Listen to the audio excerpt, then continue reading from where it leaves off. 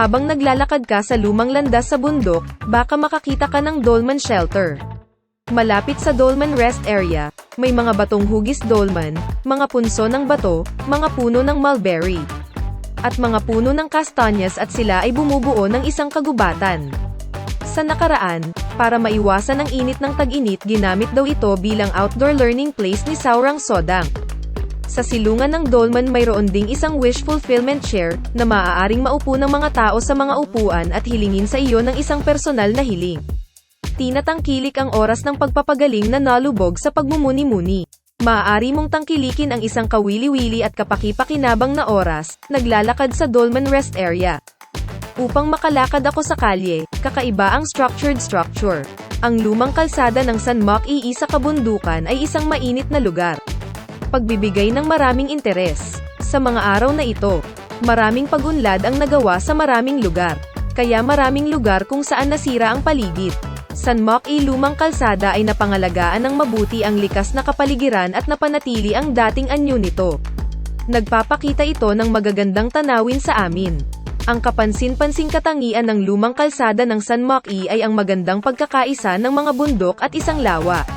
Masasabing isang napakagandang kombinasyon ng mga bundok at isang lawa. Nag-aalok ito ng magandang tanawin sa amin.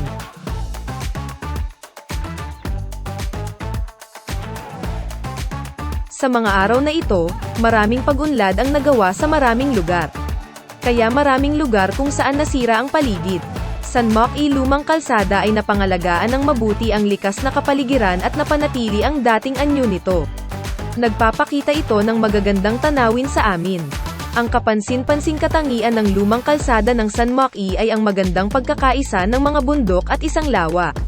Masasabing isang napakagandang kombinasyon ng mga bundok at isang lawa. Nag-aalok ito ng magandang tanawin sa amin. San Majay Old Road, San Meloji Hill, ang hometown village, ay matatagpuan sa Saurang Village, Esari, Chilsong-mayan, Gosan-gun, Cheongcheongbuk-do, Korea. Ito ay isang lumang kalsada na may kabuoang haba na 10 ri na konektado sa bundok nayon ng San Mag-i. Isa itong walking trail na naibalik parang gumuguhit sa lumang daan na nananatiling bakas. Isang eco-friendly na paraan ng paggawa ng karamihan sa mga lumang seksyon ng kalsada sa mga kahoy na suporta, deck. Hindi lamang nito pinapaliit ang pinsala sa kapaligiran at ipinapakita ang natural na kagandahan bilang ito ay ang ganda ng mga bundok, tubig, at kagubatan sa kahabaan ng lumang daanan ng bundok ay isang lugar na maaaring ituring na highlight ng Gosan. Gosan Dam, na unang natapos noong unang bahagi ng 1957 gamit ang purong Koreanong teknolohiya, ay simboliko ito ay naging isang punto ng pagmamalaki para sa rehiyon.